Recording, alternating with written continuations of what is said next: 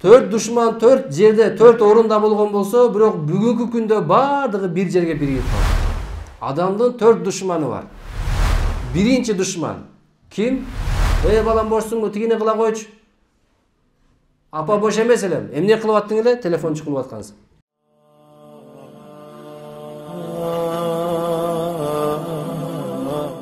Урматтуу достор, Аллах Таалам жер бетине пайгамбарларды жөнөтүп турду. Пайгамбарлардын келген максаты адамдарды туура жолго баштайт эле.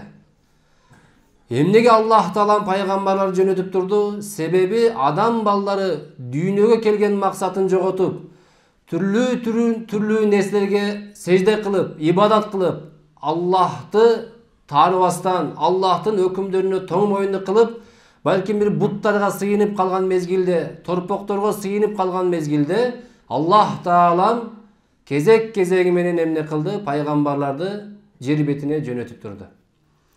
Ал эми пайгамбарлар менен адамдардын айырмасы бүгүнкү күндөгү акылдуу апасы менен анын кичинекей 6 айлык дейбизби, 7 айлык дейбизби, кичинекей баласы сыяктуу. Эмнеге? Себеби кичинекей жаш баладагы таап алган нерсесин оозуна салат. Себеби ошол тапкан нерсесин пайдалуу деп түшүнөт. Ушул менин курсагым тойгузса керек деп түшүнөт. Ошол сыяктуу пайгамбарлардагы келгенде адамдар торпокко сыйынып кеткен, бир нерселерди жасап алып, ошол нерсеге сыйынып кеткен убакыттарда пайгамбарлар келип, адамдар, бул жерден бактылуу боло албайсыңар. Ла илаха иллаллах деп айткыла бактылуу болосуңар деп айтып, адамдарды акыйкатка Аллах тарапка не кылат эле, чакырат эле. Эми пайгамбарларды түшүнбөйт эле. Себеби эмнеге? Биз бир жакшынакай нерсеге ибадат кылып атсак, кулчулук кылып атабыз го. Неге бизди жок эле нерсеге чакырып жатат бул пайгамбарлар деп капа болуп, анан пайгамбарларды ташбаран кылат эле, кубалайт эле, жактырышпайт эле. Эмнеге? Себеби түшүнбөгөндүк себептен. Качан пайгамбарлардын максатын түшүндү, пайгамбарлардын дүйнөгө келген максатын түшүндү, пайгамбарлардын айткан сөзүнө эргешти, андан кийин асмандагы жылдыздар болду, сахабалар болду. Болбосо алар дагы өздөрүнүн максатын түшүнбөй жүрөт эле. Бирок акыркы пайгамбарыбыз Мухаммад саллаллаху алейхи ва салламдын айткан насааттарына, айткан сөздөрүнө эргешти, ыйман келтирди, андан кийин асмандагы жылдыздар болду. Ошондой эле Аллах Таала кандай эле пайгамбарлар менен адамдардын айырмасын ажыратып койгондой, Аллах Таала адам баласы менен пайгамбарлардын арасындагы эмнесин, айырмасын биз мисал аркылуу түшүнөбүз. Кандайча? Кандай эле пайгамбарлар менен адамдын ортосундагы айырмачылык болгондой, бүгүнкү күндө биз дагы кичинекей жаш наристени карайлы. Кичинекей жаш бала, 6 жаштагы, же болбосо 6 айлык бала дейличи, 6 айлык бала тапкан нерсесин колуна эмне урунса эмне кылат экен, түз алып келип туруп оозуна салат. Же апасына, же сага береби? Байкесине береби? Бербейт. Эмне кылат? Бала тапкан нерсесин дароо алып келип туруп оозуна салат. Эмнеге? Же бирөөгө бере койбойт, же чөнтөгүнө да салып койбойт. Тапкан нерсесин алып келип дароо оозуна салат. Ушул нерсе мага пайда берет деп түшүнөт жаш бала. Себеби эмнеге? Акылы ошончого гана жетет. Ушул тапкан нерсе менин курсагымды тойгузса керек деп ойлойт да. Бирок аны көргөн апасы, себеби эмнеге? Апасынын башынан көп нерсе өткөн. Аны көргөн улуу, акылдуу апасы болот, же атасыбы, аны дароо көрө коюп эмне кылат экен, алып келип туруп колунан жулуп алат. Ал кармаган нерсеси шише болчу, же кесек болчу, же таш болчу, же жыгач болчу. Ал нерсе балага зыян берерин апасы билет. Бирок бала ушул нерсе менин курсагымды тойгузат деп турат. Болбосо ал жей турган нерсе эмес. Жылтыр көрүнгөн нерсени алып келип туруп бала оозуна салып берет. Себеби эмнеге? Баланын акылы ушунчалык, ушул нерсе мага пайда берет дейт. Колунан апасы келип, чуркап келип жулуп алса, бала эмне кылат? Сүйүнөбү? Туура кылдыңыз апа дейби? Жок, ыйлайт.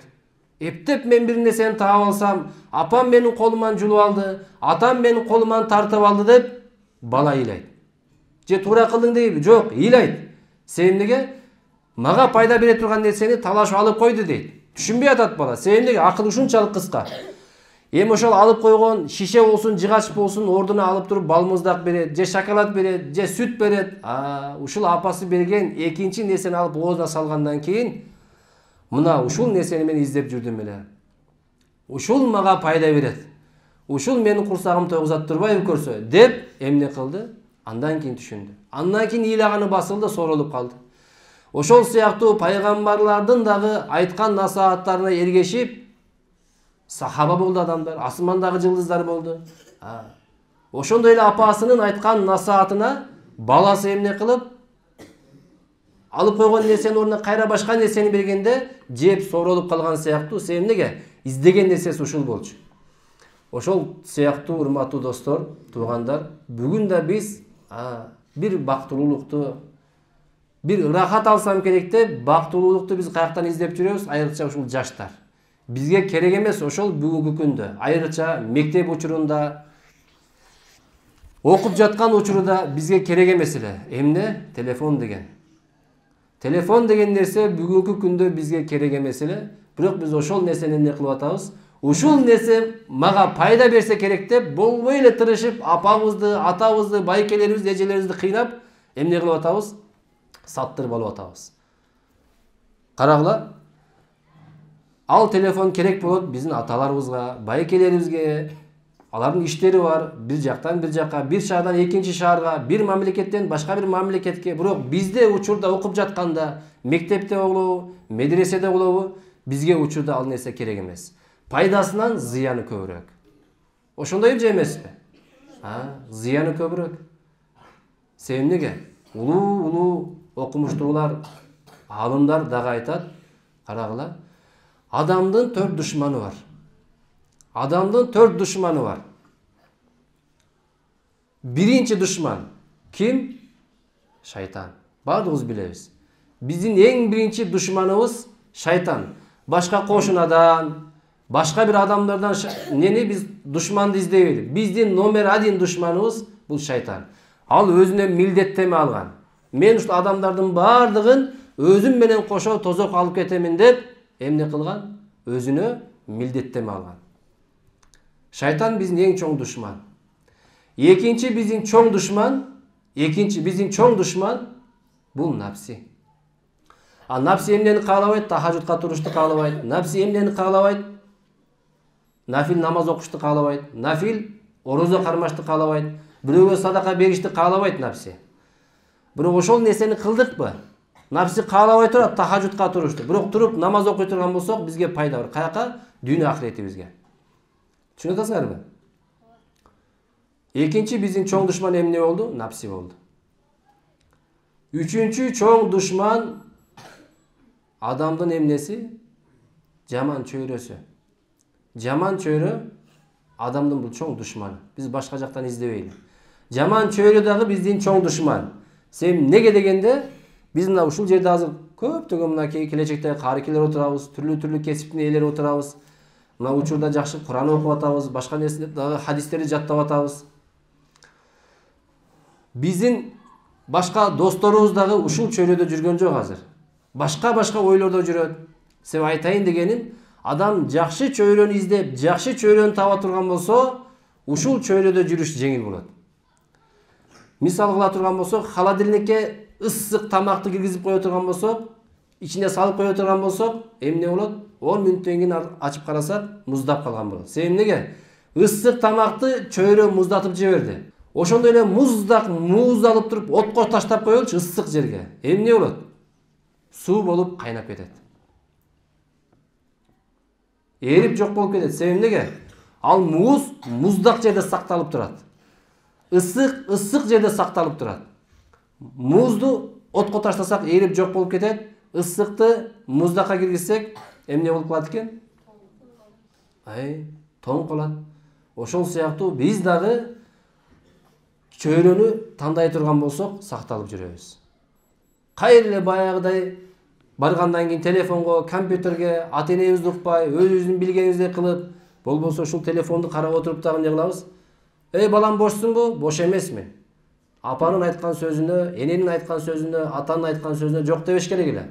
Бирок эмне кылабыз? Балам бошсуңбу? Тигини кыла койчу. Апа бош эмес элем. Эмне кылып аттың эле? Телефон чукулуп аткансың. Ошондон карагыла, 4 душман 4 жерде, 4 орунда болгон болсо, бирок бүгүнкү күндө бардыгы бир жерге биригип калыптыр. Каяка биригип калыптыр? Ушул телефон деген нерсеге 4 душман тең биригип калган. Bir bayan угайын дейбиз, bir жакшынакай bir маалымат угайын дейбиз. Бирок ал 2 минутада, 3 минутада бүтөт, артынан эмне кылат? Азгырган шайтандар келип чыгат. Ошондойбу? Жана экинчи душман напси дагы телефондун ичинде бар. Кытыгылап турат да. Тың десе эле ал чыгып, кандай кабар келди болду экен? Эмне жаңылык келди болду экен? Эмне кабар келди болду экен? Деп эмне кылабыз? Карагыла достор. Эгерде биз телефонго берген убакытты Куран жаттаганга, же дуа жаттаганга, же хадис жаттаганга бергенибизде биз кары алым болуп кетмекпиз. Окумуштуу болуп кетмекпиз. Телефонго берип жаткан убактыбызды эгерде биз Куран жаттаганга бергенибизде. Жана ичинде жаман чөйрө дагы бар, үчүнчү душман. Келе калат WhatsApp'тан. Достор, кеттик баланча жерге. Бияка тияка ошол менен ал жагы жаман нерсеге уланып кетет. Себеп ичинде жаман чөйрө дагы бар, ичинде дүйнө дагы бар. Төртүнчү душман бул дүйнө эле, ичинде дүйнө дагы бар. Bir машинени көрөсүң, bir велосипедти көрөсүң, сен эмнеге кызыгасың мисалы? Ошол кызыккан нерсенин баардыгы ошонун ичинде бар. Кыскасы, 4 душман 4 орунда болгон болсо, бирок бүгүнкү күндө баардыгы бир жерге топтолуп калган экен. Эмнеге? Бул телефонго. Ошондон урматтуу туугандар, бүгүнкү күндө биз телефонго берип аткан убактыбызды 2 саат, 3 саат болобу, атабызга дагы, энебизге дагы бере албай атабыз, өкүнүчтүүбүз. Ошондон урматтуу туугандар, бизде бул нерсе пайдалуу дейбиз, бирок биз үчүн, жаштар үчүн, балалар үчүн, учурда мектепте окуп атабыз, мектептин сабактарын аткарыш керек эле. Мугалимдердин, эжелердин берген тапшырмаларын аткарыш керек эле, бирок биз эмне кылып атабыз? Убактыбызды ушул телефонго берип атабыз. Ушул телефонго берген убакытты андан көрө биз апабызга жардам берели, бир туугандарыбызга жардам берели, эжелерибизге, байкелерибизге жардам бере турган болсок, анда бизде ийгилик болот. Келишиппи туугандар? Ошондон ушул зыяндуу нерседен биз эмне кылайлы? Колдон келишинче толугу менен сактанганга аракет кылайлы. Келиштикпи достор? Келиштик.